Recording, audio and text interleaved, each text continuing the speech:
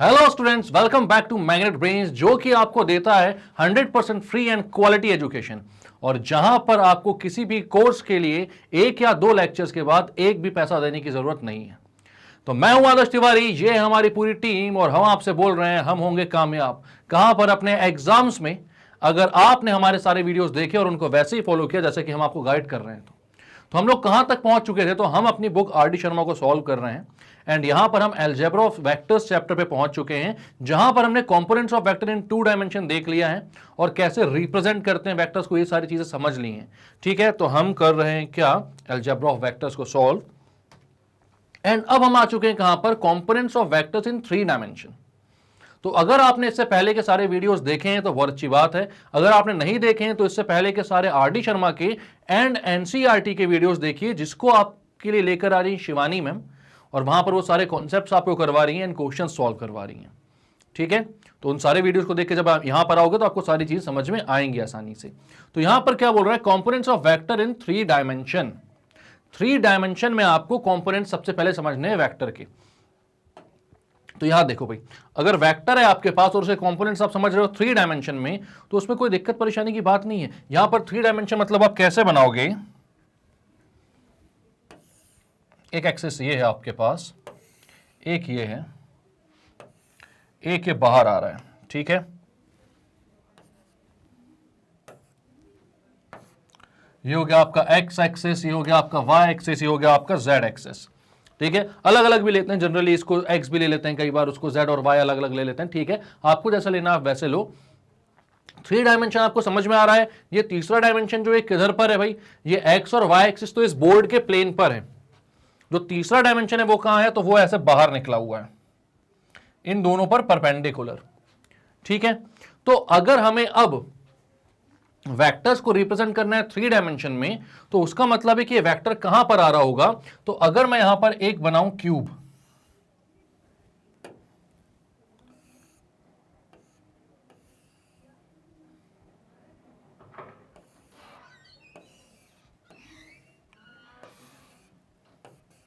क्या बनाता हूं मैं? यहां पर एक क्यूब बनाता हूं।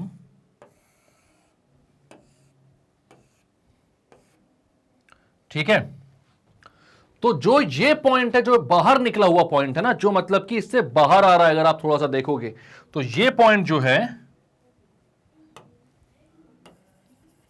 ये आपका एक ऐसा पॉइंट है जिसमें एक्स, वाई और जेड तीनों ही कोऑर्डिनेट हैं, जो यहां पर कहीं पर होगा।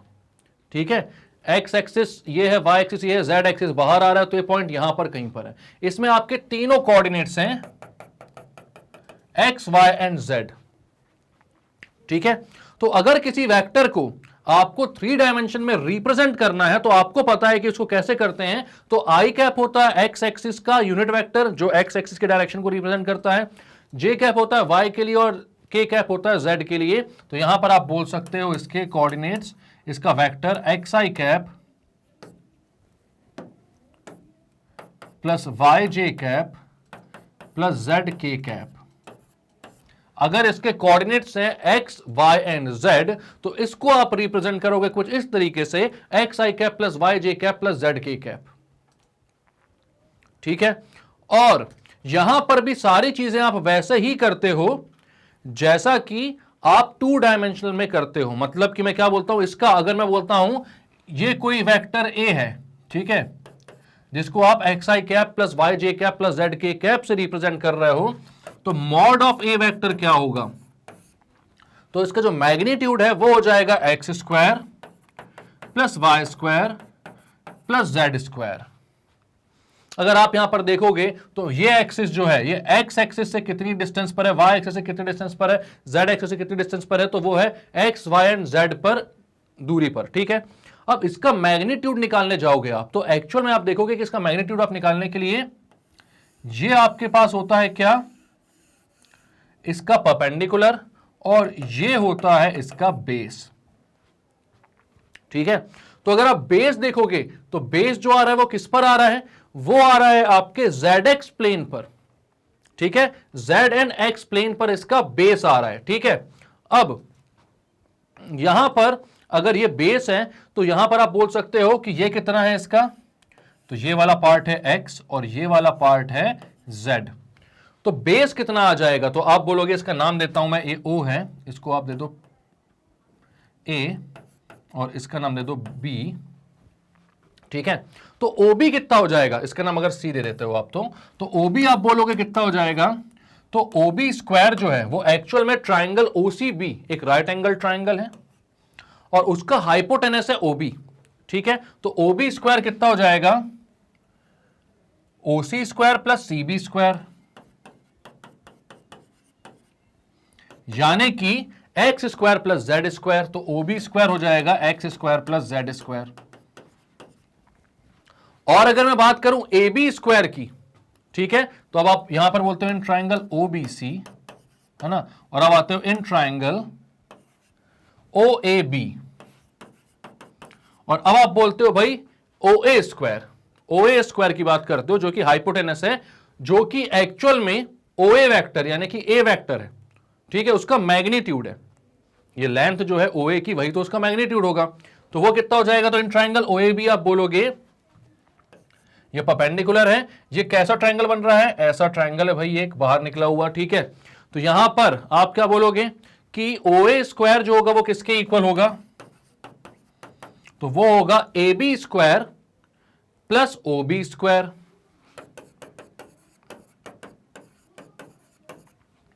ए बी स्क्वायर कितना है, तो ए बी स्क्वायर एक्चुअल में एक्स जो प्लेन है आपके, जो एक्स एक्सिस है, उससे इसकी डिस्टेंस है वाई एक्सिस की तरफ। तो ए बी जो है वो एक्चुअल में आपका वाई के इक्वल है, ठीक है। या फिर यहां पर आप कितना बोलोगे, ए बी जो है वो किसके इक्वल है, वाई के, हम वाई तो है, और क्या बोलोगे, ठीक है। तो ये जाएगा वाई स्क्वायर, और ओ बी स्क्वायर कितना, तो ओ बी स्क्वायर है x square plus Z square के इक्वल। तो ओ ए की वैल्यू कितनी आ जाएगी, ओ ए स्क्वायर आ रहा है x square plus Y square plus Z square, तो ओ ए कितना आ जाएगा लेंथ में under root x square plus Y square plus Z square. और यही है आपका मॉड ऑफ ए वेक्टर, ठीक है। तो मैग्नीट्यूड ऑफ ए वेक्टर कितना होता है, under root x square plus Y square plus Z square, exactly उस फॉर्म में जैसा कि 2D में आप करते थे वैसे यहां पर भी करना है, ठीक है। और कोई दिक्कत परेशानी नहीं है। यहां पर भी जब आप ऐड करोगे दो वेक्टर्स को, तो आई आई आई वाले, जे वाले और के वाले ऐड होंगे। सब्ट्रैक्ट भी हमेशा सेम कंपोनेंट्स ही होंगे, एक्स से एक्स वाला मतलब आई वाले, जे वाले और के वाले, ठीक है।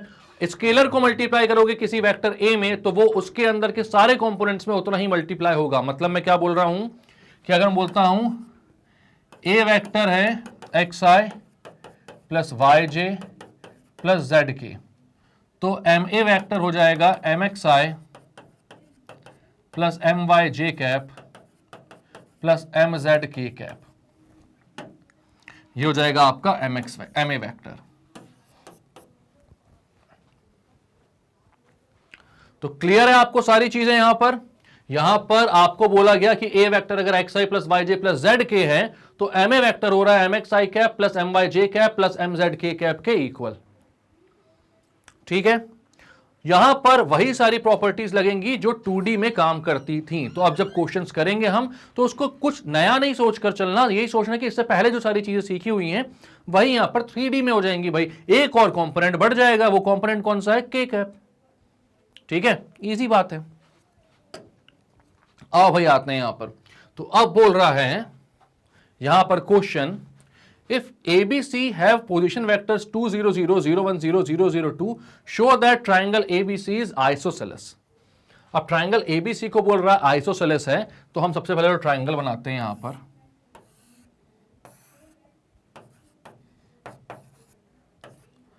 A है 2 0 0, B है 0 1 0 एंड C है 0 0 2, ठीक है।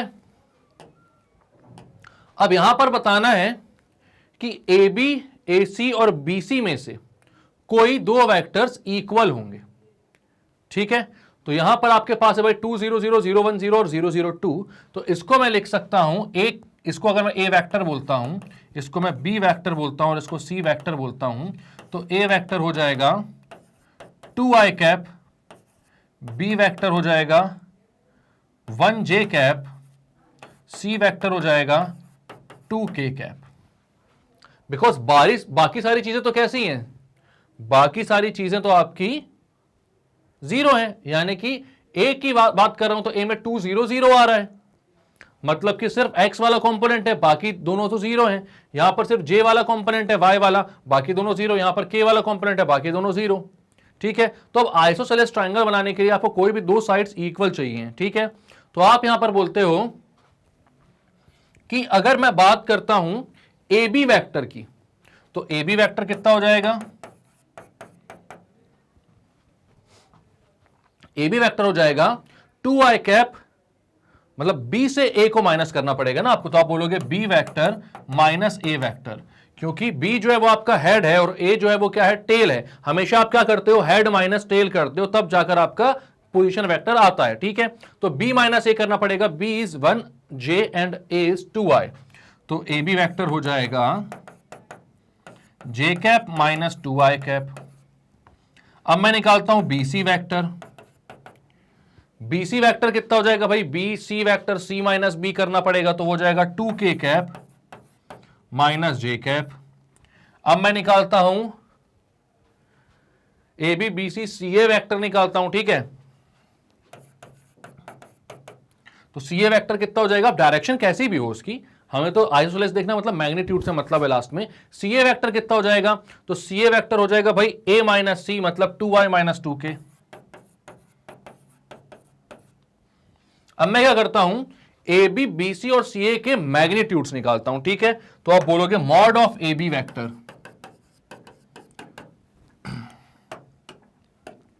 तो ए बी वैक्टर का मॉड हो जाएगा भाई j माइनस 2i है ये, तो अंडर रूट j का कोफिशिएंट कितना है 1 और i का कोफिशिएंट है -2, तो 1 का स्क्वायर माइनस 2 का स्क्वायर।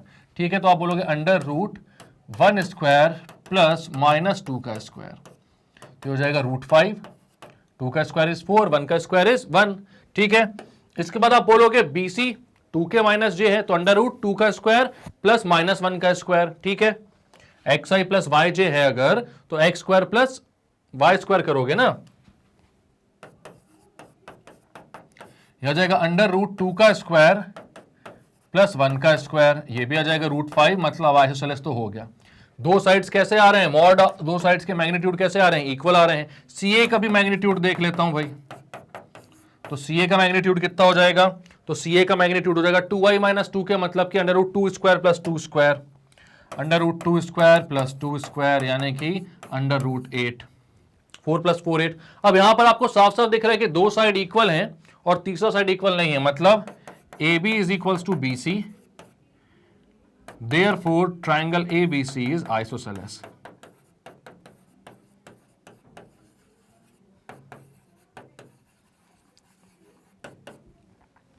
ट्रायंगल एबीसी जो है वो कैसा है भाई, आइसोसेलेस ट्रायंगल है। क्लियर है ये बात, तो हमने यहां पर देख लिया। हमको बोला गया था क्वेश्चन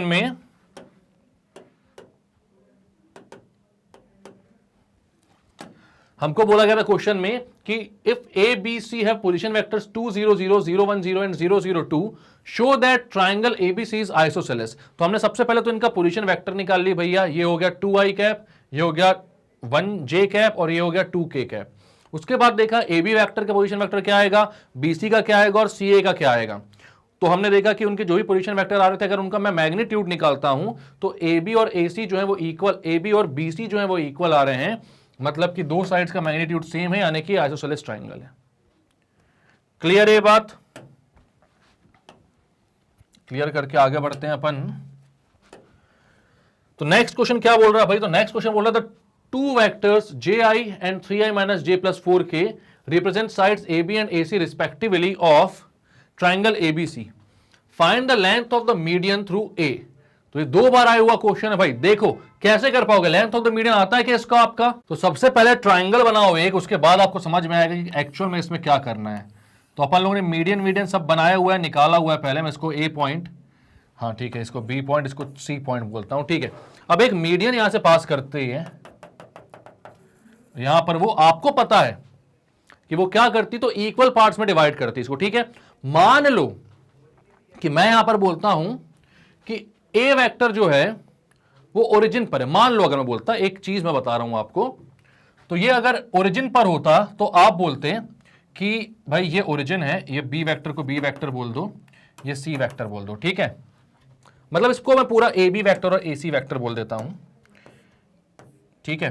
तो यहां पर ए बी वेक्टर जो है वो बी वेक्टर के इक्वल हो जाएगा और ए सी वेक्टर जो होता वो सी वेक्टर के इक्वल हो जाता, ठीक है। और यहां पर एक पॉइंट डी दे देता मैं, तो ए डी वेक्टर जो होता वो डी वेक्टर के इक्वल हो जाता। अगर यहां पर ये बी वेक्टर था, ये डी वेक्टर था और ये सी वेक्टर था, तो ठीक है। अब मैं क्या बोलता, ओ ओरिजिन है, ठीक है। यहां से ये जो डी है ये बीसी का मिड पॉइंट है, तो आप बोल सकते थे डी वेक्टर जो होगा वो किसके इक्वल होता, वो इक्वल होता भाई B plus C by two vector के बाय सेक्शन फॉर्मूला या फिर मिड पॉइंट फॉर्मूला, जो सा भी बोलना है बोल लो। आपको पता है भाई कि अगर मिड पॉइंट है ये, तो आप बोलोगे B plus C by two होगा इसका पोजीशन वेक्टर। तो यहां से आप बोल सकते हो बी प्लस सी जो है वो 2D वेक्टर के इक्वल होगा, ठीक है। या फिर आप बोल सकते थे B vector is A B vector plus C vector is A C vector, ये होता है 2AD वेक्टर के इक्वल। तो याद रखना, ये एक रिमार्क बनाकर आप लिख सकते हो कि कभी भी किसी ट्राइंगल के मीडियन की अगर बात हो तो वो टू एडजेसेंट साइड्स के फॉर्म में कैसा लिखा जा सकता है। हमेशा याद रखना, चाहे वो ओरिजिन हो चाहे वो ना हो। मैंने आपको ये बात पहले भी बताई इससे पहले के वीडियोस में कि अगर आपको क्वेश्चन आसान करना है तो किसी एक पॉइंट को ओरिजिन ले लो और उसके बाद उसको सॉल्व कर दो, तो भी वही रिजल्ट मिलेगा जो पॉइंट को ओरिजिन ना लेकर मिलेगा, ठीक है। तो यहां पर आपने मतलब जनरल किसी के फॉर्मूला निकालना, तब की बात कर रहा हूं यहां पर मैं। तो यहां पर जब आपको रिलेशन निकालना है किसका, दो एडजेसेंट साइड्स एंड एक मीडियन के बीच में, तो हमने क्या बोला कि ए जो होगा लेट ओरिजिन पर होगा, तो ए बी वेक्टर बी के पोजीशन वेक्टर जितना होगा, ए सी वेक्टर सी के पोजीशन वेक्टर जितना होगा और ए डी वेक्टर डी के पोजीशन वेक्टर जितना होगा। और ये बात क्यों कैसे होती है, ये अगर आपको नहीं समझ में आ रहा है, इसका मतलब ये है कि आपने इससे पहले वाला वीडियोस नहीं देखे हैं। देख लो भाई, सारी चीजों को मैं बहुत ही क्लियर तरीके से बताता हूं और सारी चीजों को बताता हूं, मतलब कोई भी चीज हम छोड़ते नहीं यहां पर। और इतना सब कुछ इतने अच्छे से पढ़ा रहा हूं मैं आपको, तो भाई फायदा उठाओ और बहुत अच्छे से मेहनत करते जाओ, ठीक है। अब यहां पर क्या बोला आपने कि आपको पता है कि डी मिड पॉइंट है, क्योंकि एडी मीडियन है, तो वो जो डी का पोजीशन वेक्टर है वो B vector plus C vector by 2 के इक्वल होगा। तो डी वेक्टर कितना हो जाएगा, बी प्लस सी बाय 2, या फिर बी प्लस सी वेक्टर कितना हो जाएगा 2D वेक्टर के इक्वल। बी वेक्टर था अपना ए बी, सी था ए सी और डी था ए डी। तो ये जो चीज है, अब ए का कोऑर्डिनेट कुछ भी हो, उसका पोजीशन वेक्टर कुछ भी हो, हर एक ट्राइंगल के लिए इस फॉर्म को आप जनरलाइज मान सकते हो, ठीक है। तो अगर ये चीज आपके पास आ गई तो ये क्वेश्चन सॉल्व हो गया क्या, क्वेश्चन हुआ सॉल्व कि नहीं, हो जाएगा आराम से, ठीक है। इसको रिमार्क बना के नोट बनाकर बहुत अच्छे तरीके से लिख लो और कहीं पर भी अब इसको आप अप्लाई कर सकते हो, ठीक है। तो इसको अपन इरेज करते हैं। बस आपको ध्यान रखना है कि इनको भी हटा दो, सबके पोजीशन वेक्टर अलग अलग है भाई। तो यहां पर आपको ध्यान रखना है कि A B vector plus A C vector जो होता है वो 2AD वेक्टर के इक्वल होता है। अब 2 vectors JI and 3I minus J plus 4 के जो है वो AB और AC हैं, ठीक है। और हमें find the length of the median through A, मतलब कि AD की लेंथ चाहिए। तो हम एक काम करते हैं कि AD का वेक्टर निकाल लेते हैं और उसके बाद उसकी लेंथ निकालनी है। तो बताओ जल्दी से क्या करना पड़ेगा। अगर AD वेक्टर निकाल रहे हो आप और उसका लेंथ निकालनी है, तो आपको क्या करना पड़ेगा, मॉड्यूलस ऑफ AD निकालना पड़ेगा। बात समझ में आ रही है। तो यहां पर आपको सबसे पहले तो भाई AD की वैल्यू निकालो। पहले AB और AC की वैल्यू यहां पर पुट करता हूं मैं, तो हो जाएगा J vector J cap plus I cap plus 3I cap minus J cap plus 4K cap equals to 2AD vector. तो AD वेक्टर यहां पर J और J कैंसल आउट हो जाएंगे, 3I प्लस I हो जाएगा 4I cap plus 4K cap equals to 2 into AD vector. तो AD vector आपका हो जाएगा 2I cap plus 2K cap के इक्वल। बात यहां पर क्लियर हो गई होगी आपको कि AD वेक्टर आ रहा है 2I cap plus 2K cap, ठीक है। तो अब AD वेक्टर आ चुका है, लेंथ ऑफ मीडियन पूछा है, तो यार कुछ बचा क्या, आप ही को बोलना है मॉड ऑफ AD वेक्टर। ये P क्यों बन गया, हाँ AD वेक्टर कितना हो जाएगा, under root of x square plus Y square plus Z square, but यहां पर x है और z है, y तो अपना कैंसिल आउट हो गया बेचारा, ठीक है। तो ये हो जाएगा 2 स्क्वायर प्लस 2 स्क्वायर, यानी कि √8। तो AD कितना आ रहा है आपका √8, या AD आ रहा है आपका जब मिला 2√2√2 ठीक है। या फिर इसी को क्या बोलते हैं अपन, इसको जब भी मैं देखता हूं ना तो मेरे को दो ही गाने याद आते हैं, एक तो यही जब मिला 2√2√2, या फिर एक महान रैपर जो है हमारे यहाँ के अनु मलिक, जानते हो ना, सबसे पहला रैपर तो वही था भाई, क्या गाने गाता था यार, मतलब उसकी आवाज़ सुन के ना, मतलब नहीं मतलब मज़ा आ जाता था, खुशी की बात बोल रहा हूँ मैं, गुस्सा तो गलती से फेस पे आ गया था। उनका भी एक गाना था ना, ये काली काली आंखें टूरुट्टू टूरुट्टू, तो वही यही है ठीक है। जब भी इसको देखता हूँ मेरे को वही याद आता है ठीक है। तो ये आंसर आ गया आपका, AD का आंसर कितना आया है 2√2 ठीक है। इसको करते हैं क्लियर। दो बार आया हुआ क्वेश्चन है, फिर से बता रहा हूं, मतलब कि आप किसी भी चीज को यहां पर, अब ये देख लो, जैसे वहां पर बोला यहां पर देख लो आप, CBSE 2020। अब इन्हीं वीडियोस को मैं बनाकर अगर ये निकालू ना भाई मोस्ट इंपॉर्टेंट क्वेश्चंस या प्रीवियस ईयर्स क्वेश्चंस, तब आप लोग इसको देखकर बोलोगे हाँ भाई करना है। और RD के नाम से आप लोग जनरली डर जाते हो, तो ऐसा क्यों है? मैं यही बोल रहा हूं कि इसको नहीं करोगे ना तो मतलब सिर्फ NCERT सॉल्व करके कोई मतलब निकलना नहीं है। ये सारे क्वेश्चंस जो हैं इसमें बहुत इंपॉर्टेंट होते हैं और इनसे ही उठाकर क्वेश्चन देते हैं आपको। एक ना एक रिफ्रेशर सॉल्व करना जरूरी होता है, इसलिए हम यहां पर आपके लिए लेकर आए, वरना हमको क्या पड़ा है। बस हम ये चाहते हैं कि आपके फुल मार्क्स आए, इसलिए NCERT अलग सॉल्व करवा रही है मैम और यहां पर RD अलग सॉल्व करवा रहा हूं। दोनों इक्वली इंपॉर्टेंट है, किसी भी एक चीज को छोड़ दोगे तो तैयारी आपकी हमेशा अधूरी ही रह जाएगी। और हमें तैयारी पूरी करनी है तो बिल्कुल भी एक सेकंड भी मत छोड़ना, स्किप मत किया करो ठीक है कोई भी चीज। यहां पर क्या बोल रहा है, CBSE 2020 में आया हुआ क्वेश्चन है ये, और बोल क्या रहा है यहां पर, if AI + 2J + 3K and B 2I + 4J - 5K represents two adjacent sides of a parallelogram, find unit vectors parallel to the diagonals of the parallelogram। Unit vector parallel to the diagonals of a parallelogram. सबसे पहली बात तो मैं एक बात बता दूं आपको कि अगर मैं बोलता हूं ये A वेक्टर है और कोई है A कैप, जिसका मतलब है वो होता है A vector upon mod of A, यानी कि A वेक्टर का यूनिट वेक्टर होगा A कैप।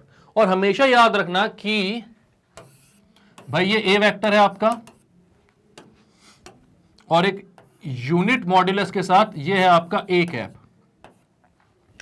तो दोनों हमेशा ही कोलिनियर या फिर पैरेलल होते हैं। मतलब कि अगर मैं किसी एक वेक्टर का यूनिट वेक्टर निकाल रहा हूं तो ऑब्वियस सी बात है कि डायरेक्शन तो सेम ही होगी ना, उसमें चेंज किस में आ रहा है, तो सिर्फ मैग्नीट्यूड में आ रहा है, डायरेक्शन तो सेम है।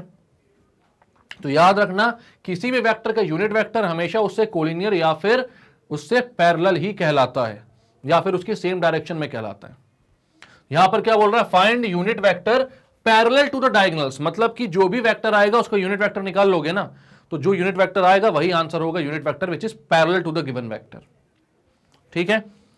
तो यूनिट वेक्टर जब भी निकालते हो किसी एक वेक्टर का तो वो हमेशा उसके पैरेलल आता ही आता है। अब आगे चलते हैं। अब यहां पर आपको दिया हुआ है दो पैरेललोग्राम के adjacent sides I + 2J + 3K और 2I + 4J - 5K। तो यहां पर सबसे पहले एक पैरेललोग्राम बनाते हैं हम, यह है A, यह है B, यह है C, यह है D ठीक है। यह मान लेता हूं मैं कि यह है A वेक्टर और which is I + 2J + 3K vector, A vector जो कि है I cap + 2J cap + 3K cap ठीक है। एंड उसका दूसरा एडजेसेंट साइड है AD vector which is B vector और यह है कितना 2I + 4J - 5K। सब में कैप है, सब में कैप है, टेंशन मत लो। अब अगर मैं बात करूं इसके डायगोनल्स की, find unit vectors parallel to the diagonals ना, ठीक है। तो इसके डायगोनल्स की बात करूं तो ये डायगोनल क्या होगा, तो आप भाई parallelogram law of vector addition पढ़ के आए हो, तो AC डायगोनल जो होता है वो होता है A + B ठीक है। और आपको मालूम है कि DB डायगोनल कितना होता है, तो आप बोलोगे DB डायगोनल की अगर बात करें तो वो हो जाएगा आपका, आप यहां पर देखोगे भाई AD + DB, वो किसके इक्वल होगा, AB के ठीक है। तो अगर यहां पर मैं बोलता हूं AD plus D B equals to A B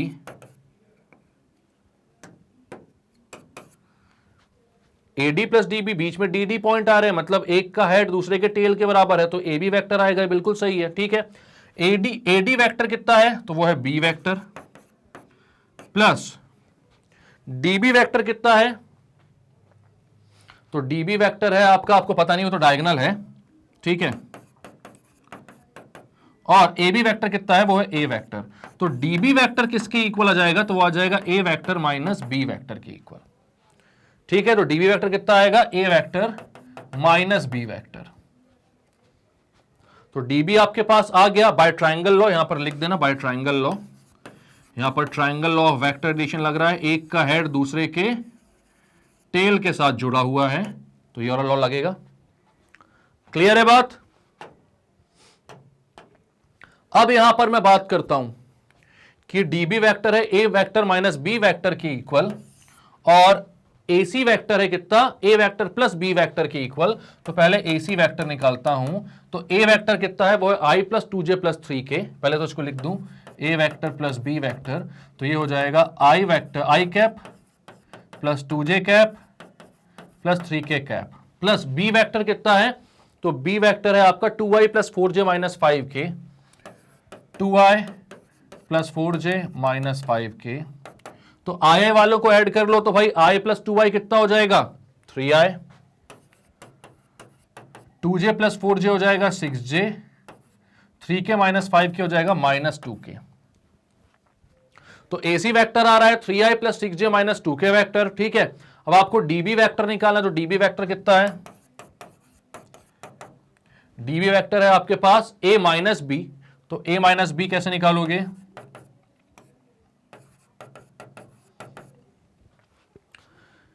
A vector is I plus 2J plus 3K, तो यहां पर लिखते हो आप I cap plus 2J cap plus 3K cap, minus B vector कितना है आपका, तो B वेक्टर है 2I plus 4J minus 5K, तो यहां पर आप लिखते हो 2I cap plus 4J cap minus 5K cap.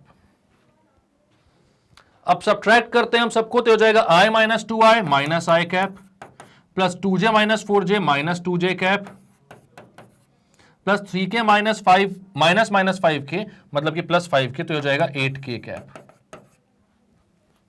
तो ये DB वेक्टर आ गया आपका। ठीक है, अब आपके पास DB वेक्टर भी है, अब आपके पास AC वेक्टर भी है, तो अब आपको क्या करना है, तो आपको इनका मैग्नीट्यूड निकालना है।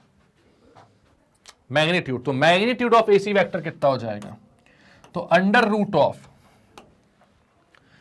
X square plus Y square plus Z square. ठीक है, तो 3 square plus 6 square plus 2 square का root, under root of 3 square plus 6 square plus 2 square, ये हो जाएगा root over 9 plus 36 plus 4 under root of 49 which is equals to 7।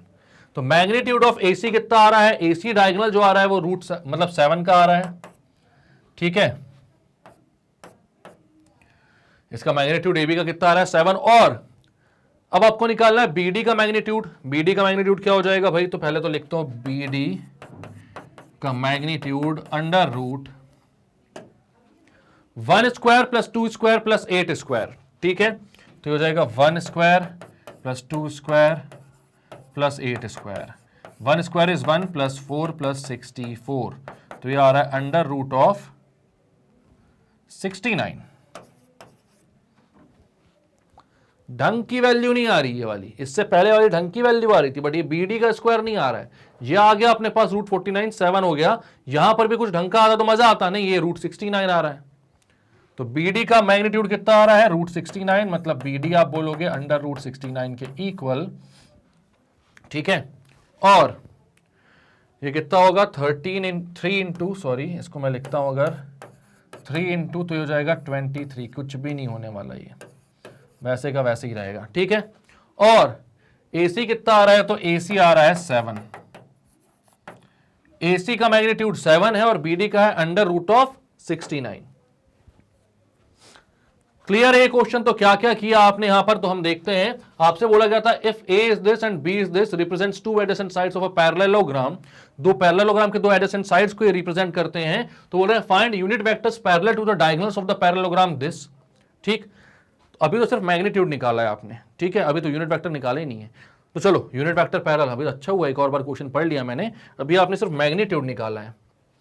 और magnitude क्यों निकाला है आपने? क्योंकि आपको पता है कि अगर आपको निकालना है AC का कैप तो वो होता है AC vector upon mod of AC vector, AC vector upon mod of AC vector. तो मॉड ऑफ AC वेक्टर 7 था और AC वेक्टर कितना था? तो वो था 3i plus 6j minus 2k। तो यहां पर आ जाएगा 3i plus 6j minus 2k upon 7। ये आ गया आपका AC कैप। और यही जो वेक्टर है ये कैसा है? ये एक यूनिट वेक्टर है जो कि किस डायरेक्शन में है? तो AC वेक्टर के डायरेक्शन में है और इसका मैग्नीट्यूड कितना है? 1 यूनिट। ठीक है, इसको अलग अलग चाहो तो अलग अलग लिख सकते हो, 3/7i plus 6/7j minus 2/7k। बाकी ऊपर वाला आंसर सफिशिएंट होता है, इतना लिख दो, खत्म हो जाता है। ठीक है, अब आपको निकालना है दूसरा कौन सा? BD वेक्टर का यूनिट वेक्टर। तो BD कैप निकालते हो आप। तो BD कैप कितना होता है? यहां पर BD वेक्टर है आपके पास कितना? i minus i minus 2j plus 8k minus i minus 2j plus 8k upon इसका जो मैग्नीट्यूड था वो था √69। तो BD वेक्टर कितना हो गया? Minus i minus 2j plus 8k upon √69। यही होता है आपका कितना? BD vector upon mod of BD के इक्वल। तो आंसर ये है आपका। ये एक यूनिट वेक्टर है क्योंकि इसको आपने इसके मैग्नीट्यूड से डिवाइड कर दिया है और इसका जो डायरेक्शन है वो इसके पेरेंट वेक्टर के इक्वल ही होता है, सेम होता है। ठीक है, तो इसको आपने बोला BD cap equals to minus i minus 2j plus 8k upon √69। ये है आपके दोनों आंसर। अब देखते हैं शुरुआत से कि क्या क्या किया इन क्वेश्चंस में आपने।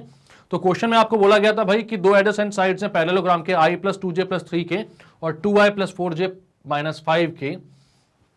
इससे आपने रिप्रेजेंट किया क्या? दो एडजेसेंट साइड्स ऑफ पैरेललोग्राम को। तो बोला था यूनिट वेक्टर ऐसे निकालो जो इन दोनों के कैसे हो? पैरेलल हो। तो आपने सबसे पहले देखा कि भाई जो पहला पैरेललोग्राम AC होगा वो क्या होगा?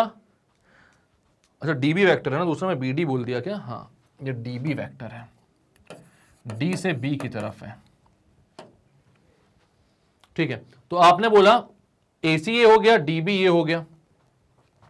ठीक, अब आपको इनके पैरेललोग्राम के मतलब जो डायगोनल्स थे उनके वेक्टर्स के पैरेलल और एक ऐसा वेक्टर जो यूनिट हो। यूनिट मतलब कि उसका मैग्नीट्यूड कितना हो? 1 हो, वैसे चाहिए थे। तो हमने बोले भाई ये अगर A है और ये B वेक्टर है तो A प्लस B हो जाएगा AC और A माइनस B हो जाएगा BD DB।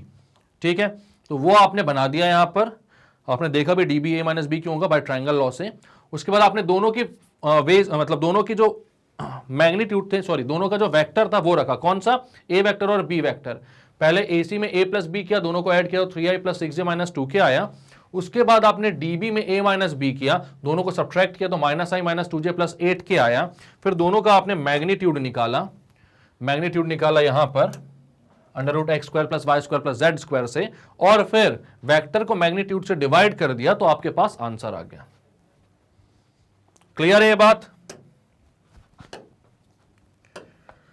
क्लियर करते हैं। नेक्स्ट क्वेश्चन क्या बोल रहा है? तो आप बोल रहा है भाई A is equals to i plus j plus k and B equals to 4i minus 2j plus 3k and C equals to i minus 2j plus k। Find vector of magnitude 6 units which is parallel to the vector 2a minus b plus 3c। और ये भी CBSE 2010 में आया हुआ question. तो ऐसे questions में हमेशा याद रखना कि आपसे बोल रहा है कि क्या भाई हमें एक वेक्टर चाहिए जो कि 6 यूनिट्स का है और पैरेलल है 2a minus b plus 3c के। तो हमेशा याद रखना 2a माइनस 3b या जो भी है 2a minus b plus 3c जो है, इसमें आपको क्या करना है? ऐसा एक वेक्टर निकाल लो, इसका जो भी नॉर्मल वेक्टर होगा उसका यूनिट वेक्टर निकाल लो। तो उसका जो भी यूनिट वेक्टर होगा उसका मैग्नीट्यूड 1 होगा और वो उसी डायरेक्शन में होगा जिस डायरेक्शन में 2a minus b plus 3c है। ठीक है, तो यहां पर जब इतना आप कर दोगे उसके बाद आपको समझ में आ जाएगा कि भाई अब एक ऐसा वेक्टर आपके पास आ चुका है जो इसकी डायरेक्शन में है और उसका मैग्नीट्यूड 1 है। अब आपको मैग्नीट्यूड कितना चाहिए? तो मैग्नीट्यूड चाहिए 6 यूनिट्स। तो आप क्या बोलोगे कि अब मैं क्या कर सकता हूं? 6 अगर उससे मल्टीप्लाई कर दूं तो मेरे पास एक ऐसा वेक्टर आ जाएगा जिसकी डायरेक्शन इसकी वाली है और मैग्नीट्यूड 6 है। So simple. नहीं समझ में आया? अभी ठीक करके देता हूं, 2 सेकंड रुको। तो यहां पर क्या बोला है? तो यहां पर बोला है ए जो है वो है i plus j plus k, b जो है वो है 4i minus 2j plus 3k, और c जो है वो है i minus 2j plus k। ठीक है, तो अब यहां पर आप क्या करोगे, तो यहां पर आप बोलोगे i प्लस जे प्लस के और 4i minus 2j plus 3k, सब आपको जब पता है तो आपके पास 2a minus b plus 3c भी है। क्यों? क्योंकि आप बोलोगे let 2a minus b plus 3c equals to D vector. ठीक है, एक नाम देना ना आसान कर देता चीजों को। तो मैं क्या बोलता हूं, 2a minus b plus 3c को डी वेक्टर के इक्वल बोल देता हूं। तो डी वेक्टर कितना हो जाएगा, तो बोलोगे 2 into A is i plus j plus k minus b is 4i minus 2j plus 3k plus 3c, तो 3c is i minus 2j plus k। ठीक है, तो अब इसको बोलोगे D vector 2i plus 2j plus 2k, minus को अंदर भेजो, minus 4i plus 2j minus 3k plus 3 को अंदर भेजो तो 3i minus 6j plus 3k। अब ऐड सब्ट्रैक्ट कर लो भाई, 2i minus 4i minus 2i plus 3i is 1i। ठीक है, आई कैप बोल दो बस। 2j plus 2j 4j minus 6j is minus 2j, 2k minus 3k is minus 1k plus 3k is plus 2k। तो ये आ गया आपका D vector, which is actually जो आपको निकालने वाला वेक्टर है वो 2a minus b plus 3c। ठीक है, तो ये आ गया आपका i minus 2j plus 2k vector. अब आपको एक ऐसा वेक्टर चाहिए है जिसकी लेंथ 6 यूनिट हो और जो इसके डायरेक्शन हो। तो सबसे पहले मैं निकालता हूं unit vector which is parallel to D vector. ठीक है, तो मैं यहां पर बोलता हूं unit vector parallel to D vector, तो वो होता है भाई डी कैप, है ना, एक यूनिट वेक्टर जो कि डी कैप है, तो हो जाएगा D vector upon mod of D vector. तो डी वेक्टर है i minus 2j plus 2k, i minus 2j plus 2k upon mod of D vector. Mod of D vector कितना हो जाएगा भाई, i minus 2j plus 2k का mod, मतलब कि i का कोफिशिएंट है 1, तो 1 का स्क्वायर माइनस 2 का स्क्वायर इज 4 प्लस 2 का स्क्वायर इज 4। तो ये हो गया भाई i minus 2j plus 2k upon under root of 9, या आप बोलोगे रूट 9 कितना होता है, तो i minus 2j plus 2k upon 3। तो ये एक ऐसा वेक्टर है डी कैप जो कि डी वेक्टर की डायरेक्शन में है। ठीक है, और उसका मैग्नीट्यूड है 1। ठीक है, तो डी कैप एक ऐसा वेक्टर है, D cap is parallel to, उसकी डायरेक्शन में है बोलो या फिर उसका पैरेलल बोलो या फिर उसके कोलिनियर बोलो, तो ठीक है ना, एक ही चीज होती है। तो D cap is parallel to D vector and is equal to 1 in magnitude.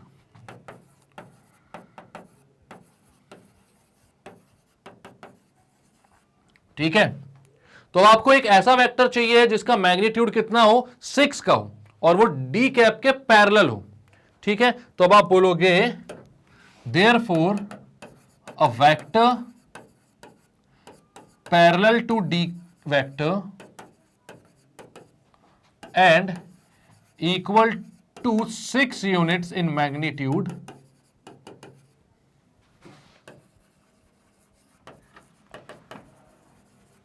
तो ये कितना हो जाएगा, तो ये हो जाएगा भाई 6 इंटू डी कैप। ठीक है, तो हो जाएगा 6 इंटू डी कैप, मतलब कि डी कैप कितना आ रहा था आपका i minus 2j plus 2k upon 3, तो यहां पर आप 6 से मल्टीप्लाई कर दोगे भाई, 6 into i minus 2j plus 2k upon 3, 3 1 जा 3 2 जा, तो हो जाएगा 2i minus 2j 2i minus 4j plus 2k। i minus 2j plus 2k था ना, ठीक है। तो ये आ गया आपका d वेक्टर, जो कि क्या है, तो वो है पैरेलल, वो है पैरेलल, किसके पैरेलल, वो पैरेलल है अपने 2a minus B plus 3c के, जिसको मैंने डी कैप बोल दिया, डी वेक्टर बोल दिया था, ठीक है। तो जो अपना वेक्टर है वो उसके पैरेलल है और उसका मैग्नीट्यूड कितना है, 6 यूनिट्स। तो इजी क्वेश्चन है, 2010 में आया हुआ क्वेश्चन है, और 2010 वाले कितने खुश हुए होंगे ना इस क्वेश्चन को देख के, इतना इजी क्वेश्चन आ गया। चलो, बट सोचो अगर आपने इसको नहीं किया तो फिर ये भी क्वेश्चन टफ लग सकता था आपको। शुरुआत से देखते हैं कि क्या क्या किया इस क्वेश्चन में आपने। तो आपको बोला गया था a vector is i cap plus j cap plus k cap, b is this and c is this. हमें एक वेक्टर निकालना है जिसका मैग्नीट्यूड 6 यूनिट्स होगा और वो पैरेलल होगा 2a minus B plus 3c vector के। तो आपने बोला ठीक है, हम क्या करते हैं, तो हम यहां पर लिखते हैं a vector equals to this, b vector, ये तो भाई क्वेश्चन को उतारा है, बस इसको क्या बताना, सुन भी रहे हो आप लोग बड़े अच्छे से, है ना। हाँ, मजे लेते हो। 2a minus B plus 3c को मैंने क्या बोला, लेट डी वेक्टर, क्योंकि बार बार मैं इतना लिखता तो खुशी मिलती क्या आप लोगों को भी, नहीं मिलती, वो तो सर क्या कर रहे हो, इसलिए मैंने बोला 2a minus B plus 3c vector D vector की इक्वल है। तो यहां पर सबसे पहले डी वेक्टर की मैंने वैल्यू निकाली, ए की जगह ये वैल्यू, बी की जगह यहां पर ये वाली और सी की जगह ये वाली वैल्यू डाली, सबको कैलकुलेट किया तो डी वेक्टर की वैल्यू आई आई माइनस 2j प्लस 2k। हमें पता है कि क्या करना था, पहले मुझे इस पूरे वेक्टर का एक यूनिट वेक्टर निकालना था, ताकि मुझे एक ऐसा वेक्टर मिल जाता जो इसके डायरेक्शन में तो होता पर उसकी जो मैग्नीट्यूड है वो 1 यूनिट होती। उसके बाद मैं इसको 6 से मल्टीप्लाई कर देता तो मुझे ऐसा वेक्टर मिल जाता जो इसके डायरेक्शन में भी है, मतलब इससे पैरेलल है और उसका मैग्नीट्यूड 6 यूनिट्स है। तो अब मैंने क्या किया, इसका यूनिट वेक्टर निकाला, कैसे, ऐसे नहीं ऐसे नहीं, आपको पता है ऐसे नहीं, हाँ ऐसे। डी कैप होता है D vector upon mod of D vector, तो मैंने इसको मैग्नीट्यूड से डिवाइड किया, मैग्नीट्यूड √9 मतलब 3 आया, ये मेरे पास डी कैप आया। अब मैं क्या करूंगा, ये एक ऐसा वेक्टर है जिसका मैग्नीट्यूड कितना है, 1 है, तो मैं इसे 6 मल्टीप्लाई कर दूंगा तो ऐसा वेक्टर मिल जाएगा जिसका मैग्नीट्यूड 6 है और वो 2a minus B plus 3c के इक्वल है। आ रही बात समझ, तो कर दिया मैंने, आंसर आ गया इसका। इसको करते हैं क्लियर, बढ़ते हैं नेक्स्ट क्वेश्चन की तरफ। तो भाई नेक्स्ट क्वेश्चन क्या बोल रहा है, तो नेक्स्ट क्वेश्चन बोल रहा है find a vector of magnitude 5 units parallel to the resultant of the vectors a equals to 2i plus 3j minus k cap and b equals to i minus 2j plus k cap। Exact same question है, एकदम same question है और आया हुआ question है CBSE 2011 में, ठीक है। तो यहां पर बोल रहा है एक ऐसा वेक्टर निकालना जो कि 5 यूनिट्स का है और इन दोनों के रिजल्टेंट के पैरेलल। रिजल्टेंट मतलब मैं बता देता हूं अगर कंफ्यूजन हो किसी को तो ए वेक्टर प्लस बी वेक्टर होगा इसका resultant. Resultant of A and B vector वो होता है ए प्लस बी। याद होगा आपको जब parallelogram law of vector addition को हम लोग डिराइव कर रहे थे, डिफाइन कर रहे थे, ठीक है, तो वहां पर हमने देखा था कि एक वेक्टर बी ए था, ए ये था और इन दोनों के रिजल्टेंट को बोला था आपने उसका डायगोनल वाला वेक्टर, है ना। तो रिजल्टेंट का मतलब इन दोनों का सम ही है यहां पर ए वेक्टर प्लस बी वेक्टर, ठीक है, वेक्टर सम बोलते हैं इसको, है ना।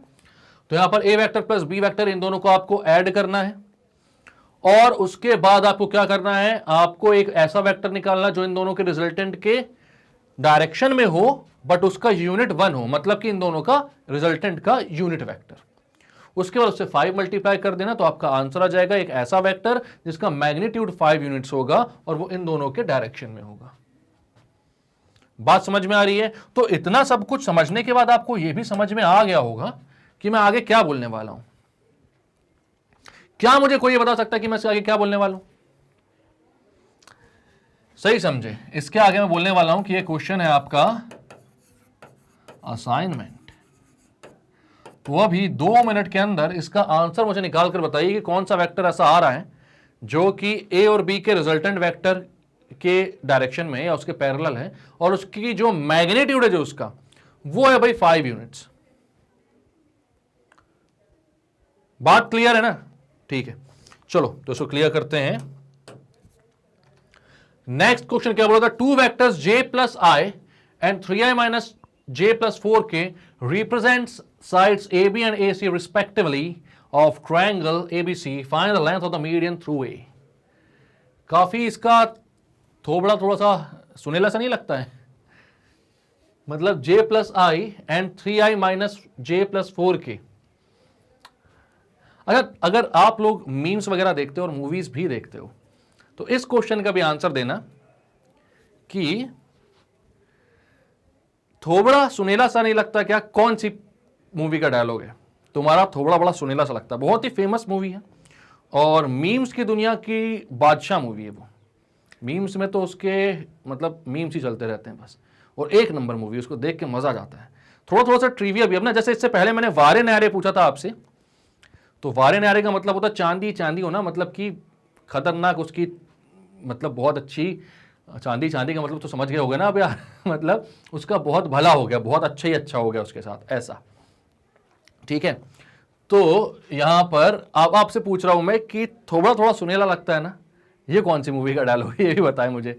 ठीक है, अब यहां पर क्वेश्चन है भाई, j+i and 3i minus j+4 के represent sides AB and AC respectively of a triangle. तो ऐसा क्वेश्चन हमने किया हुआ है कि भाई अगर दो साइड्स हमें मिले हुए हैं तो length of median through a हम निकाल सकते हैं, और उसका कौन सा फॉर्मूला होता है। इस वीडियो का शायद दूसरा क्वेश्चन था जो हमने किया है, तो थोड़ा सा रिवाइंड करिए, उस क्वेश्चन को देखिए एंड इस क्वेश्चन को कीजिए, खुद से ट्राई कीजिए, बनेगा, बहुत अच्छे से बनेगा। 2 बार का आया हुआ क्वेश्चन है। सोचो अगर आपसे इजीली बन रहा है मतलब कि अब आप वो सारे क्वेश्चंस करने के लायक हो रहे हो जो एग्जाम्स में आते हैं। ठीक है, तो ये क्वेश्चन क्या है आपका, असाइनमेंट। आप जरूर कीजिए और बताइए मुझे, क्योंकि दिक्कत किस बात की है ना कि अगर आप प्रैक्टिस नहीं कर पाओगे, बहुत सारे ऐसे स्टूडेंट्स आते हैं मेरे पास जो ये बोलते हैं कि सर बहुत सारे वीडियोस हम देखते हैं, वीडियो लेक्चर्स हम देखते हैं, दूसरे कई सारे चैनल्स हैं, बहुत अच्छा अच्छा पढ़ाते हैं सब, ठीक है, लेकिन उस टाइम पर जब हम देखते हैं तब तो हमको सारी चीजें समझ में आती होती हैं, बट जब हम क्वेश्चंस करने बैठते हैं तो क्वेश्चन नहीं बन पाते। तो फिर ऐसा पढ़ने का या पढ़ाने का कोई मतलब नहीं है कि आपको वहां पर देखकर ऐसा लग रहा है कि आपको सब कुछ बन रहा है, बट एक्चुअल में कुछ बन नहीं रहा है। क्योंकि मैथ्स में अगर क्वेश्चन नहीं बन पा रहे तो मतलब कुछ बन रहा या नहीं बन रहा उसका कोई मतलब ही नहीं ना। Maths is all about questions ना। इसलिए यहां पर जब भी हम पढ़ाते हैं तो नंबर ऑफ क्वेश्चंस भी बहुत सारे करवाते हैं साथ में। कई लोगों की कंप्लेंट होती है वीडियो थोड़े लंबे जाते हैं, हाँ जाते होंगे, ठीक है, या आप बहुत सारा पढ़ाते हो यार, तो पढ़ाते हैं तो पढ़ो ना। चमत्कार की अपेक्षा या चमत्कार की उम्मीद रखकर क्यों आते हैं लोग यहां पर कि एक बार में 30 मिनट में कोई सीधे कलेक्टर बन जाएगा। ऐसे कई सारे वीडियोस होते हैं जहां पर थंबनेल में डाला रहता है, मेरे खुद के फ्रेंड्स हैं कई सारे ऐसे जिनके 12th 2 बार में निकली है, बट अब वो बहुत अच्छे फेमस यूट्यूबर्स हैं एंड वो क्या बोलते हैं 30 मिनट में यूपीएससी क्रैक कैसे करें अभी देखें। तो भाई ये सारी चीजें नहीं हो सकती, हमें यहां पर अच्छे से पढ़ना पड़ेगा, सारी चीजें करना पड़ेगा और मेहनत करनी पड़ेगी साथ में। इसलिए असाइनमेंट लिख रहा हूं मैं, क्योंकि इससे पहले अपने इस टाइप के क्वेश्चंस किए हैं और मेरी सफलता या आपकी सफलता इसी बात पर है कि इन क्वेश्चंस को आप खुद से सॉल्व कर पाओ। और जब तक ये पता नहीं चलेगा मुझे कि आप खुद से सॉल्व कर पा रहे हो, तब तक मैं भी क्या और पढ़ाना है क्या नहीं पढ़ाना ये नहीं समझ पाऊंगा। इंटरेक्शन इसलिए बनता रहना चाहिए, है ना।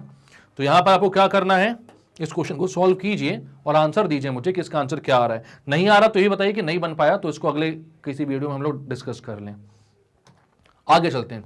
अब कोलिनियरिटी ऑफ वेक्टर्स, ठीक है, या फिर यहां पर कोलिनियरिटी ऑफ वेक्टर्स लिखोगे या फिर पैरेलल वेक्टर्स लिखोगे।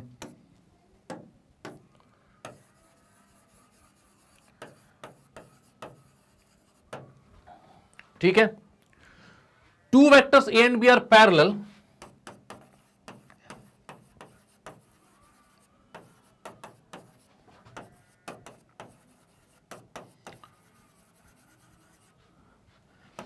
if they can be represented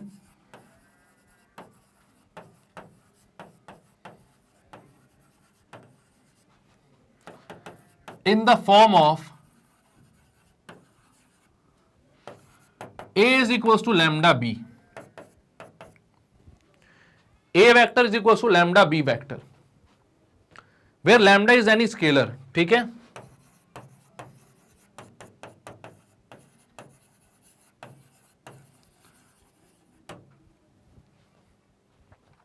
तो अब इसका क्या मतलब हो रहा है, 2 वेक्टर A और B जो हैं वो पैरेलल हैं। वो कब पैरेलल हैं, जब उनको मैं रिप्रेजेंट कर सकता हूं A vector equal to lambda B vector के फॉर्म में। अब क्या ये टॉपिक या ये चीज आपको नई लग रही है, या फिर मैंने इस टाइप की कोई चीज आपको पहले भी बताई हुई है। अगर आप मेरे सारे वीडियोस देखते हैं ना, तो ये सारी चीजें आपको, जो भी चीजें मैं अभी पढ़ा रहा हूं ना, वो आप लोगों को ये पता होगा कि मैंने पहले भी डिस्कस करी हुई है। क्योंकि मैं जो भी चीज जब भी इनिशियल स्टेज पर ही बताता हूं ना, तो वो आगे की चीज को ध्यान में रखकर ही बताता हूं। ये चीज आप बहुत अच्छे समझ सकते हो। क्यों? क्योंकि यार यहां पर दो वेक्टर्स को अगर मैं पैरेलल बोल रहा हूं, तो उसका मतलब ये होता है कि उनके जो सपोर्ट है वो सेम है, वो सेम लाइन पर जा रहे हैं, या फिर उनके पास पैरेलल सपोर्ट है। ठीक है, तो यहां पर उनका डिफरेंस किस चीज में, मतलब डायरेक्शन तो सेम होगी उनकी, उनका डिफरेंस कहां पर आएगा, तो उनके मैग्नीट्यूड में आएगा। और उस मैग्नीट्यूड के डिफरेंस को ही कौन शो कर रहा है, कौन रिप्रेजेंट कर रहा है, तो वो लैम्डा कर रहा है। जैसे मैं बोलता हूं, यह एक वेक्टर ए वेक्टर, दूसरा वेक्टर है बी वेक्टर।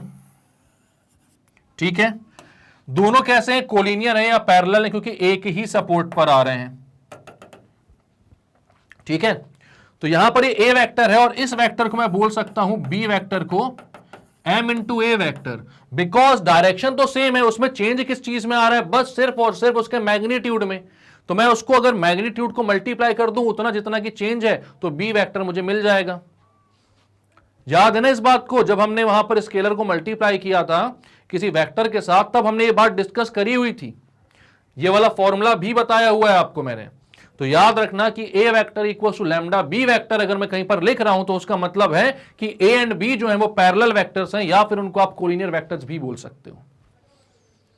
बात क्लियर है? इसको लिख लो आप लोग अच्छे से, इसको समझ लो अच्छे से, क्योंकि आगे बहुत सारी जगह बहुत ज्यादा काम आने वाला है इनका।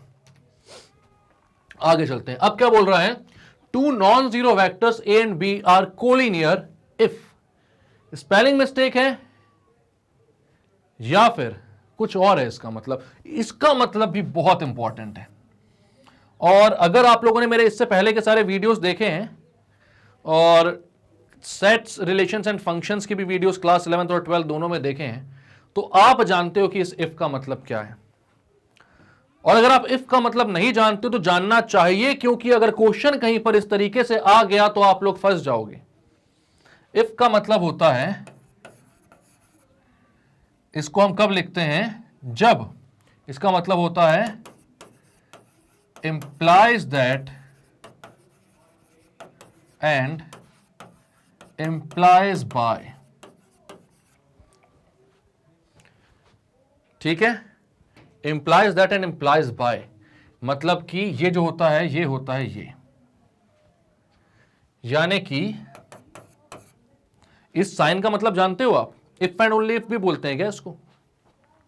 ठीक है, तो इस साइन का मतलब क्या होता है, two non zero vectors A and B are collinear if there exist scalars x and y not both zero such that xa plus Y B equal to zero. इसको या तो ये पढ़ोगे, या फिर if xa and Y B equal to zero and x and y are not both zero then a and b are collinear vectors. ठीक है, then A and B are collinear vector. तो इसका मतलब होता है इंप्लाइज दैट एंड इंप्लाइज, मतलब दोनों conditions जो होती हैं, ये इसको इंप्लाई करेगा, ये इसको इंप्लाई करेगा। ठीक है, तो हमको दोनों ही तरफ से इस चीज को प्रूव करना पड़ेगा।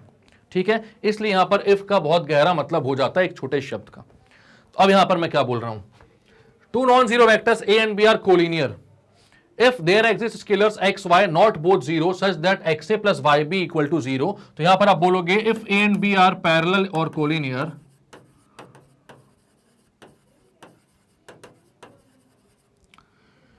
Then we can write that, हम क्या लिख सकते हैं, then we can say that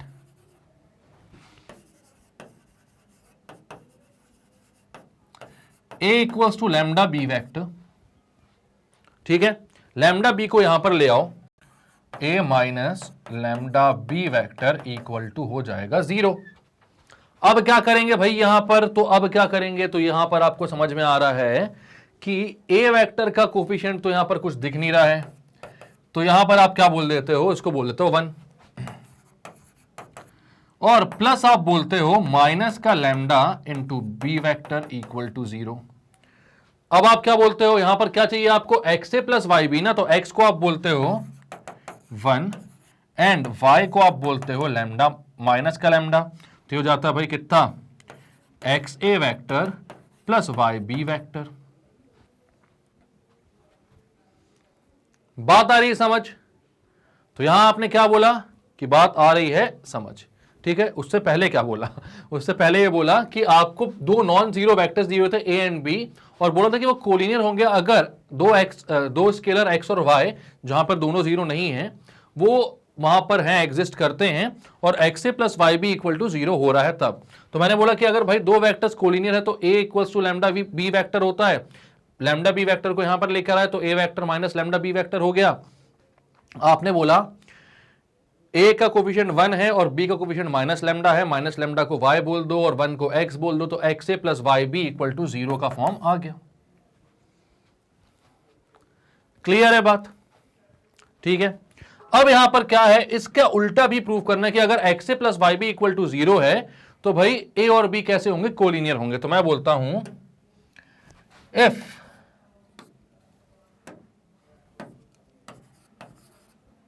x A vector plus yb vector equal to 0, then we can say that xa vector equals to minus of yb vector, या बोल सकते हो a vector equals to minus y by x, b vector, and यहां पर मैं बोल सकता हूं let minus y by x equals to lambda, तो a vector equals to lambda b vector, which is the condition for collinearity of two vectors। अगर आप a vector equal to lambda B vector लिख पा रहे हो तो मतलब कि ए एंड बी वेक्टर्स कैसे हैं भाई, कोलिनियर है। क्लियर है बात। तो यहां पर आपने बोला कि अगर आपसे बोला जाए कि ये प्रूव करो कि ए और बी कोलिनियर हैं, और अगर कोलिनियर है तो एक्स ए प्लस वाई बी जीरो होगा, तो मैंने बोला कि ये भी हमने प्रूव किया। कैसे, क्योंकि अगर ए और बी कोलिनियर है तो ए लैम्डा बी के इक्वल है, लैम्डा बी को यहां ले आओगे तो a minus lambda b equal to zero, 1 a plus minus of lambda b equal to zero लिख सकते हैं, 1 को एक्स बोलो माइनस लैम्डा को वाई बोलो तो एक्स ए प्लस वाई बी जीरो हो गया, ठीक है। इसके बाद हमको ये बोला गया कि भाई अगर ऐसा है x a vector plus Y b vector zero है तो ए जो है ए और बी वेक्टर कोलिनियर होंगे, तो इसको प्रूव करो। तो हमने ये भी प्रूव कर दिया कि अगर x a vector plus Y b vector कैसा है, जीरो है, तो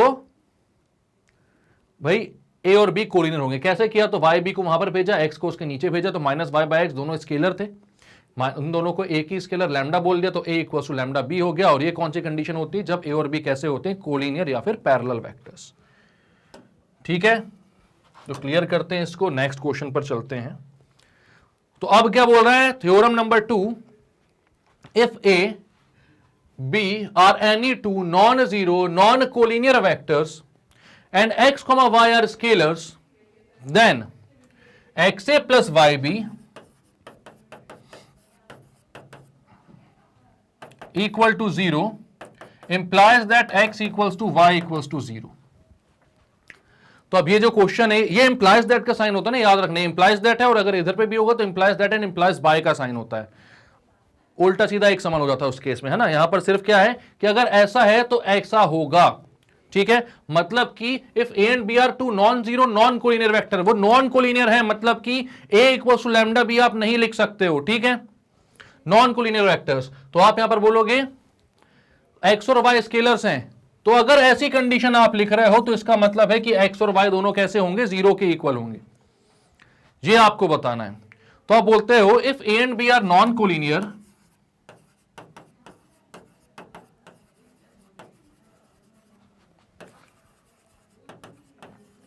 if A and B are non-collinear vectors, then A is not equals to lambda B। भाई A को मैं lambda B के इक्वल नहीं लिख सकता, ठीक है।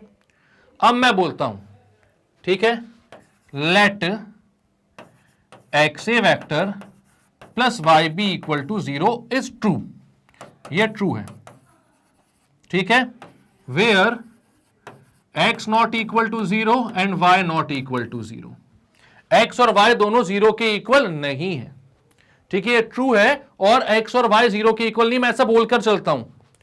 तो अगर ऐसा है तो मैं बोल सकता हूं xa vector equals to minus का yb वेक्टर, ठीक है।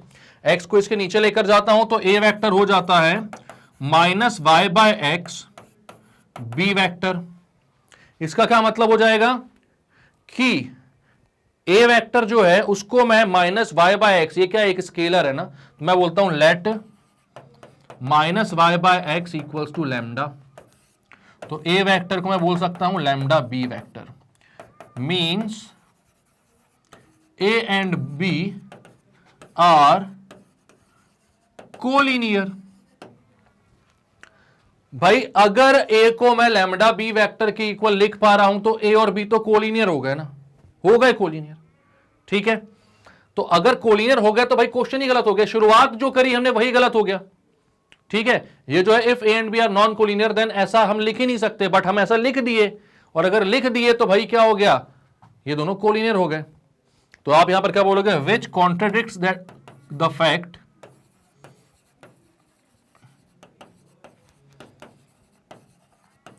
That A and B are non-collinear. Therefore, अगर इसको ट्रू होना है तो भाई दोनों को कैसा होना पड़ेगा, zero, x equal to zero and y equal to zero, जिसको हमने क्या लिया था, x और y दोनों जीरो के इक्वल नहीं है। तो आप क्या बोलोगे, therefore for xa plus Y B equal to zero, इसको अगर भाई ट्रू होना है, अगर यहां पर एक भी x और y में से जीरो नहीं हुआ तो ये जीरो नहीं होगा, क्योंकि a और b तो नॉन जीरो वेक्टर्स हैं। ठीक है, तो इन दोनों को ही जीरो होना पड़ेगा तब जाके ये जीरो होगा। ठीक है, तो आप क्या बोलोगे, therefore for this to be true, for this to be true x should be equal to zero and y should be equal to zero. जब दोनों ही जीरो के इक्वल होंगे तभी जाकर ये ट्रू होगा, वरना या तो ये नॉन जीरो हो जाएगा या फिर a एंड b कैसे हो जाएंगे, कोलिनियर वेक्टर्स। तो आ गई बात समझ में। तो आपको यहां पर क्या बोला गया था, तो यहां पर बोला गया था इफ a and b are any two non-zero and non-collinear vectors such that x, y are scalars, then xa plus yb equal to 0 implies that x equal to 0 and y equal to 0। तो मैंने बोला चलो भाई x और y दोनों zero नहीं है, और मैं बोलता हूं कि ये इसका सम जीरो के इक्वल हो भी रहा है, yb को वहां पर भेजूंगा तो x से जो है माइनस वाई बी के इक्वल हो जाएगा, a की वैल्यू हो जाएगी minus Y by X, B vector minus Y by X दोनों स्केलर है तो मैंने उनको लैम्डा बोल दिया। अब वो अगर लैम्डा है तो a जो हो गया वो लैम्डा बी वेक्टर के हो गया इक्वल, अगर a को मैं लैम्डा बी वेक्टर के इक्वल लिख रहा हूं इसका मतलब क्या हो जाएगा, तो इसका मतलब हो जाएगा कि a और b तो कोलिनियर हो गए, जबकि शुरुआत में हमने को क्वेश्चन में दिया हुआ कि a और b नॉन कोलिनियर वेक्टर्स हैं। तो बात यहां पर खत्म ये होती है कि भाई अगर a और b नॉन कोलिनियर है तो इसको a और a equal to lambda b नहीं बोल सकता, और अगर ये नहीं बोल सकता तो ax plus Y B equal to zero भी नहीं बोल सकता, क्योंकि या तो अगर एक जीरो होता, मान लो x जीरो होता बस, तो a और b कोलिनियर तो नहीं होते, लेकिन ये पूरा भी जो है वो जीरो के इक्वल भी तो नहीं होता, y b जीरो ही नहीं हो पाता, ये बचा रह जाता। तो मैंने बोला अगर इसको जीरो होना तो दोनों को जीरो होना पड़ेगा, क्योंकि अगर एक भी जीरो नहीं हुआ तो ये नॉन जीरो रह जाएगा, और दोनों जीरो नहीं हुए तो a और b कोलिनियर हो जाएंगे। तो दोनों ही केस पॉसिबल नहीं है यहां पर, इसलिए भाई अगर ये पूरा जीरो हो रहा तो x और y दोनों कैसे होंगे, जीरो के इक्वल होंगे। क्लियर है ये बात। तो ये थ्योरम भी होती है प्रूव्ड। ओके, तो इस वीडियो में फिलहाल हम इतना ही देख रहे हैं। तो हमने क्या क्या देखा यहां पर, तो पहले हमने देखा भाई 3D कंपोनेंट्स को आप कैसे रिप्रेजेंट करते हो, उनके एडिशन सब्ट्रैक्शन पे क्वेश्चंस कैसे आते हैं, कैसे करते हो आप, कैसे ट्रायंगल का मीडियन वगैरह वाले क्वेश्चंस करते हैं हम। उसके बाद एक बहुत इंपॉर्टेंट पॉइंट्स पर और बहुत इंपॉर्टेंट पार्ट पर आए अपन, जहां पर हम देख रहे हैं कोलिनियरिटी ऑफ टू वेक्टर्स। अब इसके क्वेश्चंस जो हैं हम नेक्स्ट वीडियो में देखेंगे, तब तक इस वीडियो को आप अच्छे से देखिए और सारे कॉन्सेप्ट्स को अच्छे से समझिए, थ्योरम जो करवाई है उनको अच्छे से प्रूव करिए। इसके क्वेश्चन का एक सेपरेट वीडियो नेक्स्ट वीडियो में लेकर आऊंगा आपके लिए। अगर आपको सारे वीडियोस टाइम पर मिल जाते हैं और आप अच्छे से देख लेते हो तो बहुत अच्छी बात है, लेकिन अगर कोई भी दिक्कत आती है तो magnetbrains.com पर जाओ, क्योंकि magnetbrains.com पर या फिर magnetbrains के ऐप पर सारी ही प्लेलिस्ट अवेलेबल है, जहां पर आपको केजी से लेकर क्लास 12 तक NTST olympiad, Hindi medium, English medium, CBSE state board सब कुछ मिलेगा। ठीक है, वो भी 100% फ्री, किसी और चैनल के समान नहीं जहां पर आपसे एक या दो लेक्चर्स के बाद एक भी फीस मांगी जाए। ऐसा यहां पर कभी नहीं होता और कभी ना होगा। ठीक है, तो यहां पर आपको पता है आप क्लास 12 इंग्लिश मीडियम के स्टूडेंट हो तो उस पर क्लिक करूं, जैसे ही उस पर क्लिक करोगे तो आपके सामने सारी कोर्सेज जो है यहां पर क्लास 12 के ओपन हो जाएंगे। आप मैथ्स RD शर्मा पर जाना, जैसे RD शर्मा पर जाओगे तो मेरे जितने वीडियोस हैं टाइटल और डिस्क्रिप्शन के साथ आपको देखने लगेंगे। वहां पर अगर कोई भी वीडियो छूट गया या कोई दूसरा वीडियो देखना है जिसको रिवीजन करना है और वो मिल नहीं रहा था, तो यहां पर सारे वीडियोस हैं, आप देखो, उसका टाइटल पढ़ो, उसका डिस्क्रिप्शन पढ़ो, आपको समझ में आ जाएगा हाँ यही वो वीडियो था। उसको क्लिक करोगे कहीं और जाने की जरूरत नहीं है। वेबसाइट पे हो तो वेबसाइट पर, ऐप पर हो तो ऐप पर वो ओपन हो जाएगा। आप आराम से देखो, सारी चीजों को समझो, और फिर स्कोर कितने मार्क्स करना है आपको पता ही है। क्या बोलूं बार बार कि फुल मार्क्स स्कोर करेंगे हम, एक भी कम नहीं करेंगे। ठीक है, अगर अच्छे लग रहे हैं सारे वीडियो तो लाइक कीजिए, इसको सब्सक्राइब कीजिए हमारे चैनल को, और शेयर कीजिए इसको अपने सारे फ्रेंड्स, फैमिली, दोस्त यार के साथ, क्योंकि मैग्नेट ब्रेन्स में सब कुछ अवेलेबल, वो भी 100% फ्री और बहुत ही अच्छी क्वालिटी के साथ, क्योंकि यहाँ पर बहुत ही एक्सपीरियंस्ड टीचर्स की टीम है, दिन रात मेहनत करती है और वीडियोस बनाती रहती है आपके लिए। तो इतना तो बनेगा ना आपके साइड से भी। ठीक है, तो मिलेंगे नेक्स्ट वीडियो में, जहां पर हम लेकर आएंगे कुछ और क्वेश्चंस इस बहुत ही इंपॉर्टेंट क्वेश्चन, इस बहुत ही इंपॉर्टेंट टाइप के, इसके नहीं, कौन से टाइप के, कोलिनियरिटी ऑफ वेक्टर्स की। ठीक है, तब तक के लिए bye bye, keep studying and take care.